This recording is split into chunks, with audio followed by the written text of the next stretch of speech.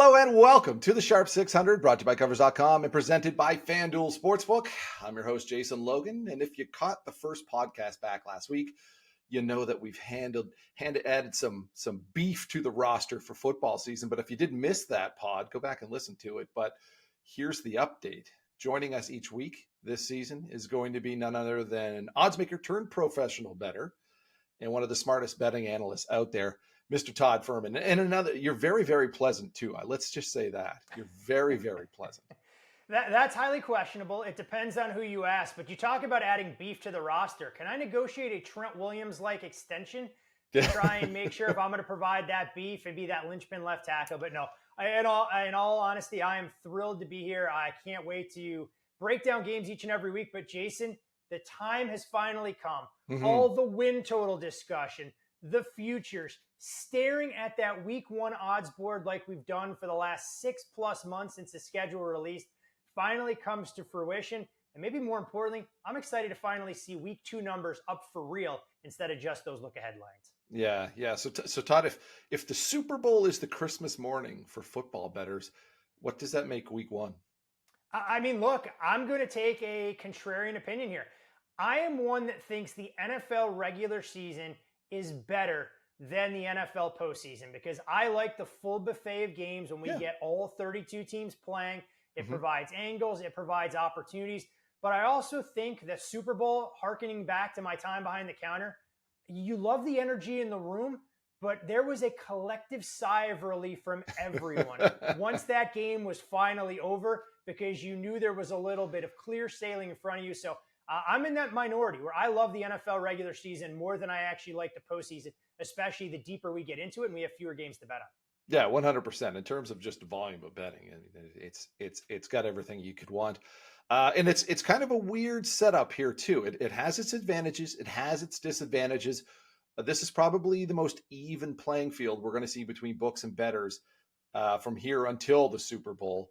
However, there are those pitfalls. You know, the football-starved masses can get a little ahead of themselves, maybe bet a little too much. And they're also betting into markets that are like 5 months old. And those early opinions have very much sanded down those edges. And we're looking at a very, very tight spreads, totals, things like that right now.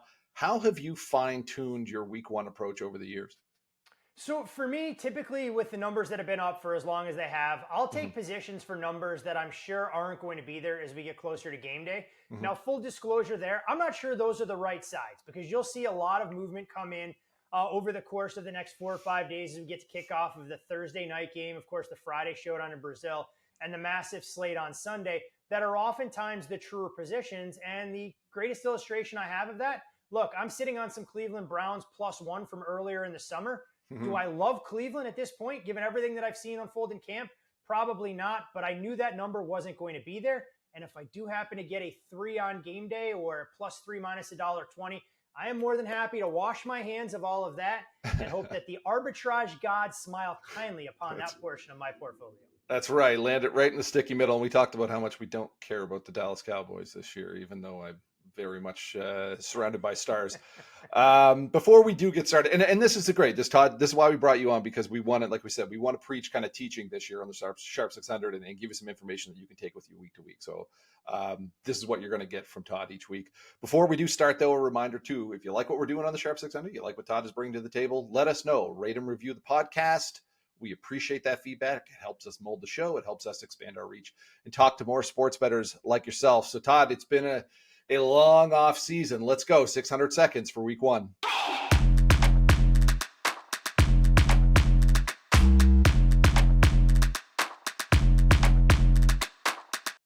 All right, we might as well start at the beginning, and that's Thursday night football. Ravens at Chiefs. Chiefs laying a field goal right now. Todd, is there one thing bettors need to keep in mind with this return AFC title game matchup and any bets that you're looking for here on opening night? It's such a fascinating matchup because there no doubt was a school of thought, and I was in that camp, that laid a cheap price with the Baltimore Ravens in the AFC Championship. Thought with a better game plan, they had the pieces, they had the offensive capabilities, they had the defensive wherewithal to try and be able to knock the Kansas City Chiefs from their perch. We see that game play out as Zay Flowers fumble here, and suddenly it's Kansas City using that to catapult them to yet another Lombardi trophy. This game has been fascinating to watch. We've seen a little bit of an appetite for the Ravens. Threes turned into 2.5s. We're starting to see the public get a little bit more involved now, pushing that back to a field goal. But the move that surprised me some is the total leaking up from 46 to 47. I've had my eyes on the first half under, given some of the concerns I have about the Ravens along the offensive line. I know the Chiefs won't be as good defensively as what we saw last year. So if this number were to get up to 23.5 for the first half, probably a value proposition for me. But Jason, I'm not sure I can share this with our viewers. I'm probably not going to be invested in a side or total the way things stand right now for opening night. That's fine. That's fine. I did the preview for this one this morning, and it's tough to break down. It's tough to kind of convince your side on one side or the other. The guy that I did go to is Rashee Rice, the receiver for Kansas City.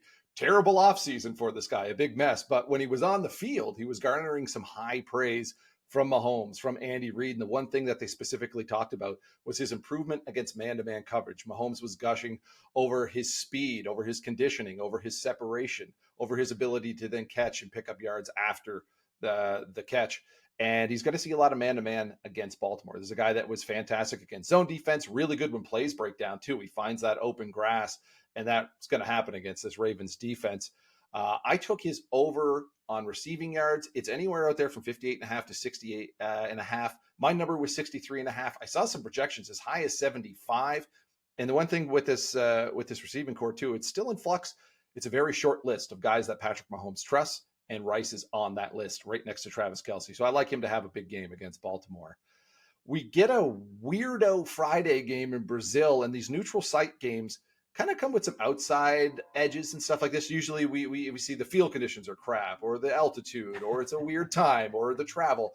But in Brazil, it's really just like the guys don't want to be there due to safety concerns and things like that. Is there any kind of outside edge beyond the matchup between the Green Bay Packers and the Eagles that bettors should know about for this game? Not one that I've seen so far. Players can be outspoken, and rightfully so, given the situation they're going into down in Brazil. But what we've seen from a lot of the NFL players, as these international games become fixtures on our calendar, they're great at silencing all of those outside voices that when they get to the team hotel, it's a pure business trip for them, especially to kick off the season for two teams that I think have aspirations of not only getting the NFC Championship and winning their respective divisions, but representing their conference, playing in New Orleans for the Super Bowl in the middle of February. So I don't think any of that will factor in. What I do think is interesting is Philadelphia talked during camp about Devin White and the role he could play on this defense. Well, Devin White's not even going to get a chance to travel with the team, and I think it puts his position defensively in a little bit more peril. The biggest storyline I'm going to watch is what this Philadelphia offense looks like under new offensive coordinator Kellen Moore, and how the defense looks under Vic Fangio, since we know his schemes can take a little while. But as the number continues to trend up, Green Bay would be a buy for me at a full field goal if we get that +3 widely available. So that's kind of what I'm looking for at this juncture. Yeah, you mentioned Kellen Moore, another guy that I know pretty well from his Cowboys days. They could put up points. When we talked about how good Philadelphia's offense could be with all those options, the team total 25.5. I'm going to talk about this one a little bit later in the show, but I think it's going to make producer Dell, who's our resident Philly fan, it's going to make him pretty happy. Big thumbs up from Dell there. Week one totals. Now trends come and go, and they could be good and they could be bad. But traditionally, we do see more unders in week one, and we've seen this more with the kind of the prominence of the passing game in the NFL over the last few seasons. Since 2020, week one games have played below the closing total at a 61% clip, and then we look at the last two seasons. Week one games, 9 and 23 over under the past 2 years, 72% under winner. Any truth to this trend? Any truth to the narrative? Any total sticking out to you here in week one? I think there's a lot of truth to that, because we look at a lot of the star players that don't play during the preseason. And in timing-based offenses, you mentioned the fact that it's a lot more aerial assault than it is ground and pound in the modern day NFL. So it takes these offenses a little while to hit their stride. Some of these teams that are breaking in new pieces with lacking some of that continuity, they don't hit the ground running. Now, the one thing I will say is we've seen totals over the last couple of years, given that trend, start to trend down in terms of what the opening numbers are. We know this is one of the most efficient markets that's out there. And I think as a result, there are a couple of games that have created a little bit of opportunity for me to go over the total, one of which we'll get to in the best bet. But if you're looking to go under some of these totals and you're talking about fits and stops or stops and starts to get things going, maybe you want to isolate some of those first half totals around the key numbers, 20, 20 and a half, and 21 to take advantage. Yeah, some really low. And I was just kind of looking at the board today. It's really low totals that kind of stood out, and I was like, "Oh, okay, maybe they've adjusted. Maybe it's gone too far over." One game that I'll buck the trend. One game that I do like over, and it's two offenses that have some continuity because there's a lot of guys coming back and the systems are still there. The Rams and the Lions on Sunday Night Football. If we look at this total, it's anywhere between 50 and a half, 51 and a half across the industry. They played in the wild card round, and that closed at 53, and they were on their way to go over that total. They had 38 points scored in the first half, and then like the power got pulled, and there was 3 field goals in the second half. The Rams went 0-3 in the red zone. There were a lot of kind of points left on the table, at least from that first half pace. We look at these depth charts for these two teams. Really good wide receivers, really good running backs, good quarterbacks. We know what Sean McVay likes to do when he gets down. He's going to push pass. He's got to press the tempo, and I believe he's going to trail in this game as well too. And then Aaron Donald out for their defense. That's a guy that just kind of lifted everyone up around him when he was on the field. It's the fast track at Ford Field. It's Dan Campbell, week 1 inside the Motown. 63% of home games have gone over under his watch in Detroit. So I'm kind of looking to that over in the Sunday Night Football game, knowing that it's a little bit lower than what we saw in the playoff game. All right, FanDuel touchdown anytime props. I'm going with Jaden Daniel, the rookie QB in Washington. Remember betting Anthony Richardson touchdown props last September? That was a good time until it wasn't. But I think Daniel has the potential to be that. He's a dual threat QB in Cliff Kingsbury's offense. They're going to run high pace. If we look at in the preseason, he scored a touchdown off that zone read, just ran it in untouched into the end zone. The Bucs defense really good in the red zone, but the one thing that they're weak against, mobile QBs. They give up 6 touchdowns to quarterbacks in 2023. Hey, it's all about price, and at 2-1, you can understand why Daniels offers upside. With Anthony Richardson priced right around even money right now, but I'm actually going to piggyback the total that you talked about between the Rams and Lions and focus on one of their secondary wide receivers wearing Honolulu blue, and that would be Jamison Williams. Full off season. He understands the playbook now, and I really believe that Ben Johnson is going to do everything he can to integrate the young wide receiver into the fold. So while the Rams will pay attention to Amon-Ra St. Brown operating underneath, Jamison Williams is that deep threat. I'll take him at a price north of 2-1. 2 minutes real time and our favorite bets for week 1. I hinted Eagles over team total 25.5 earlier in the show. That's where we're going. We're going to see a lot of different looks from this offense. Going to have that option, that spread with Jalen Hurts and Barkley. They got the downfield threats and Brown and Smith. You got good old Dallas Goedert still out there, all behind an offensive line that's still top 5 in the league. And then you got the Green Bay Packers marching on a new 4-3 defense under a very green defensive coordinator. And Jeff Hafley comes over from the college ranks. He's not ready for this jelly. We saw the Eagles score 28 points before that late season fallout last year. I thought we were going to get a shout out for Jahan Dotson there, being the X factor that Philadelphia needed offensively. I'll go to the totals market as well. I know we talked a little bit about the week 1 under trend, but I think the total between the Commanders and Bucs is a shade too low here. So I'm going to go over 43.5. This is a Washington defense that's going to take time to adopt Dan Quinn's scheme. I think offensively, there are more playmakers than they're given credit for. And Dave Canales being gone from Tampa's offense leads me to believe they may throw it around the yard a bit more with some of those weapons over the total. Yeah, they better. All right, and go with Titans plus 4.5. We talked about the Bears, and maybe the buzz getting a little too loud, and I think it's puffing up this spread. This is only the 4th time that we've seen them lay more than a field goal in the last 4 seasons. I like all those skill positions they put around Will Levis in Tennessee, but the defense here with Denard Wilson dialing up the intensity, they got a lot of good veterans with plenty of tread left on the tire. They're going to come after that rookie QB in Chicago. He's going to throw some errant passes. He's going to throw some rushed passes, and I think it's going to pay off here for the Titans. I believe it's the biggest number that a rookie quarterback has ever laid in his debut. Woo! So I think money could be on your side there with a live underdog.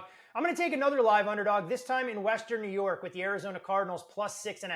It's a team that only finished with 4 wins last year, but you look at how much more dynamic they were offensive with Kyler Murray. You had a weapon in Marvin Harrison Jr., and Kyler Murray has done a tremendous job as a road underdog. 9-2 against the spread the last 11 times we've seen him catch points. I'm not sure they'll win outright, but they'll hang around against the new-look Bills defense. All right, that is the horn. We just got it in. We did pretty good this time around, keeping it to the time limit. But that is the week 1 edition of the Sharp 600 podcast. I'd like to thank our producer Dell. We'd like to thank you for listening, and a reminder too, if you like what we're doing, please rate and review the podcast on whatever platform it is that you'd like to enjoy us on each week. Todd, any parting words here before we send folks into the week 1 wagering wilderness? We'll use the age old cliche it's a marathon, not a sprint. Everything we think we know about all 32 NFL teams could become obsolete by the time we reconvene next Wednesday. So tread lightly, take advantage of your positions, and don't be afraid to adjust those preconceived notions on the fly.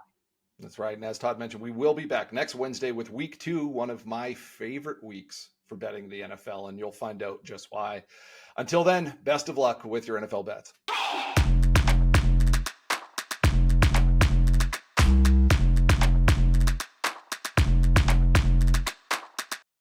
It's the greatest week of the year. NFL Week 1 at FanDuel, America's #1 sportsbook, is continuing its special offer to kick us off. Now through September 22nd, all FanDuel customers can bet $5 and get a 3-week free trial of NFL Sunday Ticket from YouTube and YouTube TV. Then, with a YouTube-based plan, you'll be able to watch every regular season Sunday afternoon out-of-market game. All you need is a Google account and a current form of payment, and you can cancel anytime. FanDuel, an official sportsbook partner of the NFL. Must be 21 plus and present in select states, or 18 plus and present in DC. Full price of NFL Sunday Ticket will be automatically charged seasonally after free trial. No refunds, terms, restrictions, and embargoes apply. Gambling problem? Call 1-800-GAMBLER or visit fanduel.com/RG. Call 1-888-789-7777 or visit ccpg.org/chat in Connecticut or visit mdgamblinghelp.org in Maryland. Hope is here. Visit gamblinghelplinema.org or call 800-327-5050 for 24/7 support in Massachusetts, or call 1-877-8-HOPE-NY or text HOPE-NY in New York.